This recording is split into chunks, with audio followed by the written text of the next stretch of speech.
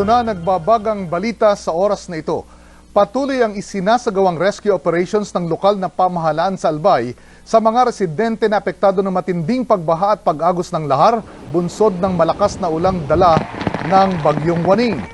Sa Barangay Kulyat, nasa higit 10 bahay ang inanod ng malakas na agos ng tubig. Nagbistulang ilog ang ilang pangunahing kalsada na umabot hanggang bewang ang tubig. Samantala, sinabi naman ni DSWD Secretary Dinky Soliman na nakahanda na ang relief goods na ipamimigay sa mga naapektuhang residente. Bunsod ng malakas na ulang dala ng Bagyong Waning. Sa Barangay Kulyat, nasa higit 10 bahay ang inanod ng malakas na agos ng tubig. Nagbistulang ilog ang ilang pangunahing kalsada na umabot hanggang bewang ang tubig. Samantala, sinabi naman ni DSWD Secretary Dinky Soliman na nakahanda na ang relief goods na ipamimigay sa mga naapektuhang residente. Bunsod ng malakas na ulang dala ng Bagyong Waning. Sa Barangay Kulyat, nasa higit 10 bahay ang inanod ng malakas na agos ng tubig. Nagbistulang ilog ang ilang pangunahing kalsada na umabot hanggang bewang ang tubig. Samantala, sinabi naman ni DSWD Secretary Dinky Soliman na nakahanda na ang relief goods na ipamimigay sa mga naapektuhang residente. Bunsod ng malakas na ulang dala ng Bagyong Waning. Sa Barangay Kulyat, nasa higit 10 bahay ang inanod ng malakas na agos ng tubig. Nagbistulang ilog ang ilang pangunahing kalsada na umabot hanggang bewang ang tubig.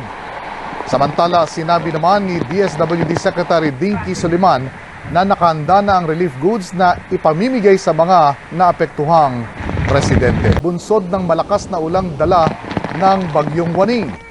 Sa Barangay Kulyat, nasa higit 10 bahay ang inanod ng malakas na agos ng tubig.